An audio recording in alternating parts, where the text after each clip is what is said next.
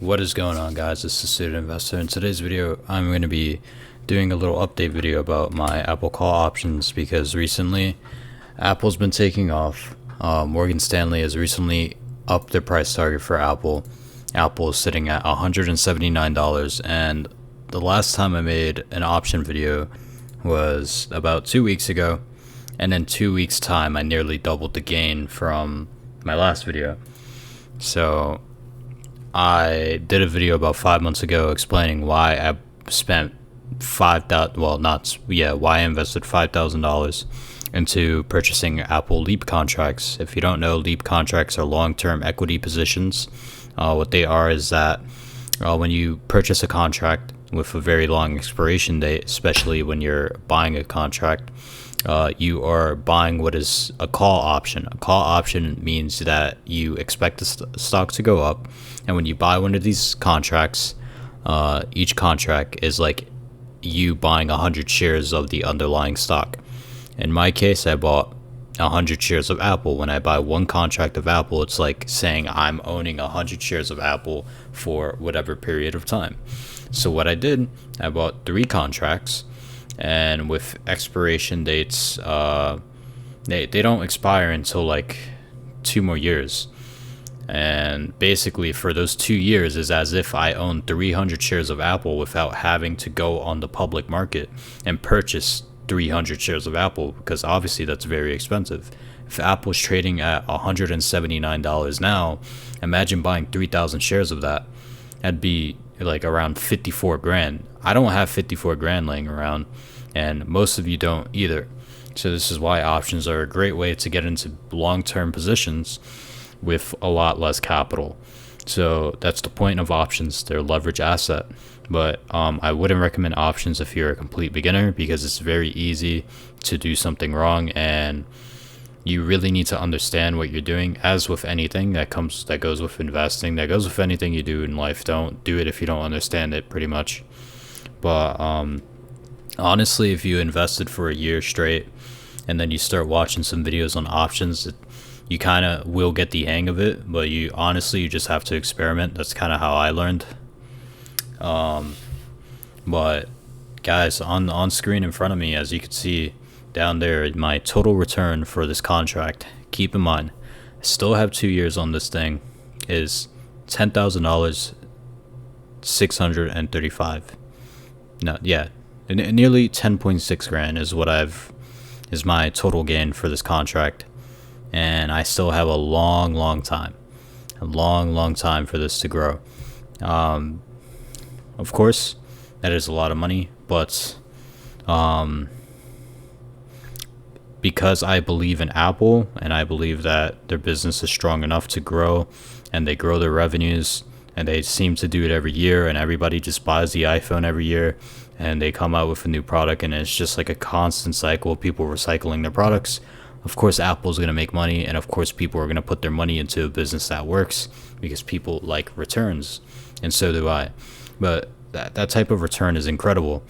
190% on these Apple call options is something that is, most investors even dream about. The average of the S&P 500, if you don't know, the S&P 500 is an index. It's mostly a tech-dominated index, and when people say that the markets is doing well or that you're outperforming the market, they're usually talking about the S&P 500. The S&P 500 historically returns around 8 to 9 to 10%. This contract returned me 190%. I'm outperforming the S&P 500 by 80 times that. And of course, that's not for my entire portfolio, but I have a plan. And in this video, I think I have a reasonable plan to get this portfolio at least as close to a 6-figure mark as possible by the time I hit 25 or 26. If I'm 22 now and this portfolio is sitting at 30 grand and I still have 2 years on this contract, and I expect Apple in 2 years to at least go to, it's sitting at $179. When I bought these contracts about 5 months ago, Apple was only $129. It's up $50 since then. Obviously, it varies from time to time. Apple's not just going to keep on going up like a rocket, but a steadily gradual rate of return, I believe Apple could get to at least $220 to $250 in a two years time from now. And I think that's completely reasonable considering that Apple's almost at $180. It's not too far off.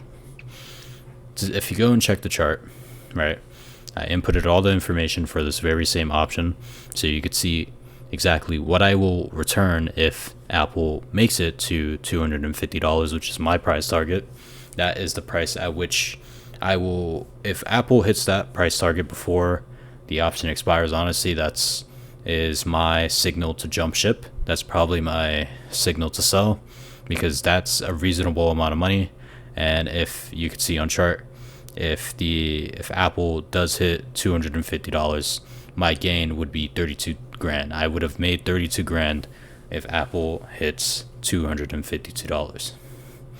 If it hits more than that, if I see that I have a reasonable enough time before, the contract expires, maybe I have like 6 months, 8 months time cushion, and if Apple's already at $252, I'll probably hold it for a little bit longer. But honestly, I will be strongly considering jumping ship and just securing the money, because when you have gain like that, you just want to secure the money and just leave. You don't want to get too greedy with it.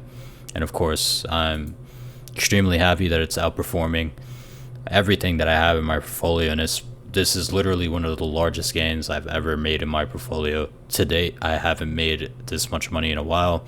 The last time I made this much money was when I did another option contract on a solar company back when solar was taking off. I got lucky with that one.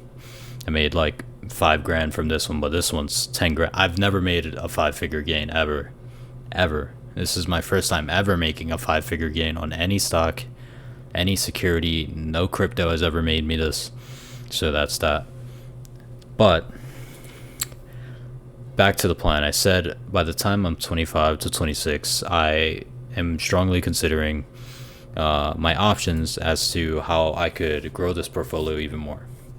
Options are a great way to take low capital, and then it's leveraging your money. It's as if you would go and buy rental property and put the lowest down payment and then have a tenant move in and get cash flow. It's kind of the same concept in stocks. You have that option with contracts, and that's the reason why people do it. But you want to keep it a small portion of your portfolio. And honestly, this option at the time of when I purchased it 5 months ago was only around 10% of my entire portfolio, because I only invested 5 grand at the time. And when I invested 5 grand, my portfolio was sitting at already 26 grand or 27 grand, around there. So it was a very small cash position at the time. And I'm thinking that I want to buy another option. And this option, and guys, I'm going to say this, I'm going to preface the video with this is not financial advice. Just because you see that I'm doing really well on this option, just because I'm showing you another option, that doesn't mean that I'm suggesting that you go buy this. Of course, this is a very risky, like I said, I already said it, if you don't know what you're doing, I wouldn't recommend options. And on top of that, this is not a buy signal, and I'm not suggesting you go buy the same things I'm doing, completely for entertainment purposes only. But this option in front of me, I was thinking about spending another 5 grand. I already spent 5 grand on Apple, and that paid off handsomely. But I believe that there's another company that is undervalued, and I want to take advantage of that. That company is VICI. I talked about VICI before. I'm not going to go into the whole analysis behind why I bought VICI and blah blah blah, because I made a whole video about that. If you want to go watch that video, it's in the channel. I think the video is called, I have it here somewhere, 6 grand on this dividend stock and why. That's the title of the video. So go search that in the YouTube channel. in the YouTube search bar, just go into my channel and look for that video. And I explain why I'm buying VICI at that point. Now, I want to take advantage of the fact that I believe VICI is undervalued. I believe VICI is undervalued for two main reasons. They hold very historical properties, irreplaceable properties, and on top of that, they manage casinos. If you don't know anything about casinos, and if you know a person that gambles in your life, I bet you they could tell you that house always wins, okay? And because VICI is in the business of managing casinos, the last time they reported earnings, they reported that they received 100% of their rents. It's kind of obvious why they would receive 100% of their rents, because the house always wins. A casino is not going to go lose money, and a casino is definitely not handing out free money. In order to take advantage of that, I'm basically taking advantage of the fact that I believe that people are in a gambling state right now. I'm looking at the market and I see more and more people dump money into things that don't make any sense. And when I see that, I believe people are gambling. Of course they're gambling, because the things that they're investing in have no basic fundamentals. They have no foundations. They haven't made money yet. They're not a solid company. They're kind of just weird. They're either weird crypto projects that I never heard of, and they just don't know what will happen in the next 3 years. But I could tell you what will happen in the next 3 years with casinos. They're always going to win. They're always going to make money. Casinos haven't been for when have you ever heard of a casino going bankrupt? And there's no such. I've never heard of anything like that. If anything, I've heard of people losing millions of dollars at casinos, and those millions of dollars are going somewhere, and those millions of dollars are going to the casino, obviously. So in order to play my cards here, I'm going to buy some long-term option contracts, and I'm going to do that on VICI. Those contracts are going to expire the same time around my Apple contracts, and they will expire around 2023. I will be investing around $5,000 at the strike price of $35. The reason for that, why I'm buying out of the money, and why I'm buying these contracts at a price that is higher than the open market price for VICI, is because I expect VICI to rise. And if you want to get the most bang for your buck, or you want to put your money in a position where it could make the most amount of money, you're going to have to buy a contract that is higher than the price that is on the open market, because they're going to be cheaper. Because the ones that are cheaper are the ones that other investors believe that won't make money. If you don't believe that an option doesn't make money, then that's when you go do your research. And if your research lines up with what you believe will happen, then you go and buy those options. So I'm taking advantage of the fact that these options are cheap right now. To buy this, just one contract of this very same option is only $100. $100 to control 100 shares of VICI. If I wanted to buy 100 shares of VICI at the open market price right now, VICI is trading at $28. To buy 100 shares right now on the open market, I would need I would need $2,800. I don't have $2,800 lying around like most people. That's why I'm going with options. It allows me to take the least amount of capital, leverage that capital, and then expand it, so that way when it comes to making money, I make more money as the price goes up. So that's really it. My price target for VICI is $40 to $45. If we look at the chart, if VICI hits $40, if I invest $5,000, if VICI hits $40 and I have 2 years for that to happen, I'll make $20,000 off of a $5,000 investment. If VICI goes to $45, just $5 more, I will make $45,000. Options are leveraged, so every time VICI rises $1, you make exponentially more money, because it's like for every dollar you invest, you're gaining, I believe, something crazy. Like for every dollar that VICI goes up when you own a contract, you're gaining probably $170 on the dollar, or something. It's something crazy like that. You just gotta research it.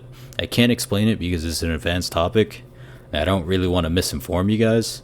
But if you want to do something like that, of course, experiment with it. But yet again, not a buy signal. So that's really it. So if we do the simple math, VG hits $40 or $45, let's say, best case scenario, VG would have returned me 45 grand. If VG returns me 45 grand, and if Apple returns me what I expect would be 20 grand, 20 grand plus 45 grand is 65 grand in profits. Because they're long-term positions, I don't pay no taxes on that.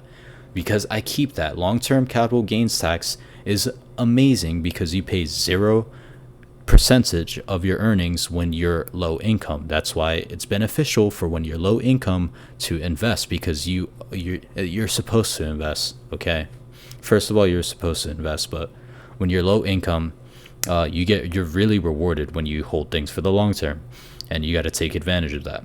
So simple math, 20 plus 45 grand is 65 grand. And if my portfolio sits at today 32 grand plus 65 grand is 97 grand.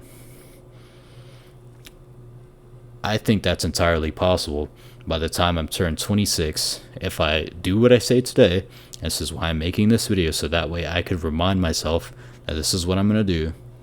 If I go do that, by the time I'm 26, I could get the portfolio hopefully to, like, worst case scenario, I believe on the low end I could get the portfolio to double itself in the next 2 years or 3 years. So if I'm sitting at 32 grand, I could get it to 60 grand. And best case scenario, I think I could get it close to 6 figures. I think I could get it close to 97 grand or $100,000. And the reason why I believe that is because it's a very small portion of cash that's invested to make a large sum of money, of course. And we're not accounting for how well the market will perform over those 2 years. And on top of that, we're not accounting for my regular deposits. And I contribute to this portfolio every 2 weeks. And every 2 weeks, I think I invest around $700 every 2 weeks. So that's $1,400 a month. And in a year, that's already more than 5 figures in a year that I'm contributing to the portfolio. So if I do that, constantly, and I just stay consistent with it, I think with the portfolio could grow to a good place.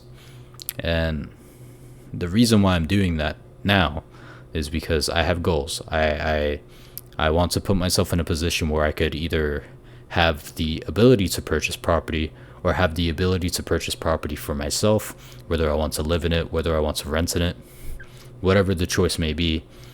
So long as I own property and I'm accumulating wealth over time, it doesn't really matter to me, because it's very rare for somebody the age of 25, 26 to even think or own property. Most people own their properties by the time they're 35, 40, they're late starters.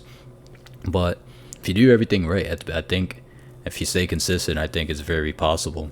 And so long as you learn, different strategies on how to take advantage of different market states, like when I took advantage when everything was dropping, when the pandemic hit, and I doubled down, I thought like, wow, this is a sale. There's no way this stays down forever. And that's how I doubled my portfolio. Like before the pandemic, I was only, my portfolio was only at 10 grand. And I was throwing money into it like crazy, like as much as possible. And because I knew there's no way the market would stay down for that long, because when things are on sale, people notice, people jump on it like that, and that's what happened. So I think the same is going to happen for VG. If VG's at $28 when things go back to normal, and people gamble in any market condition. People will gamble when the economy is doing great. People will gamble when the economy is neutral, and people will gamble when the economy is down. Gambling is like it's like a worldwide thing. It's something that somebody out there is always going to be doing, no matter what economic state they're in, no matter how much money they have in their bank, no matter how much wealth they have, no matter how poor they are. When somebody's a gambler, they're a gambler.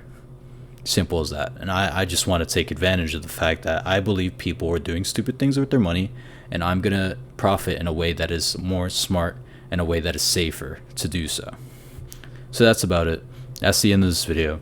Guys, if you've been liking the content, please subscribe. I have merch down in the description below. So if you go check out the link in the description. There's an Amazon link to my merch, and on top of that, go back in my channel and watch my later videos about things that I talk about, like A.M.P, Apple, VICI, Volkswagen, all my other investments. Think you find it pretty cool. And in the comment section below, if you guys are doing any plays for 2022 or 2023, let me know. I would really like to see your opinion on how you think the market is going to perform. That's about it, guys. I'm the student investor. Stay invested. Learn and grow your portfolio each and every year. And if you don't know a new strategy, go and learn a new strategy, because it pays off. Your wealth is your knowledge, and your wealth is going to allow you to retire at a younger age. So do it now while you're young. And that's why I'm doing it for you, so you could watch me do it. And that's about it. Stay tuned, guys.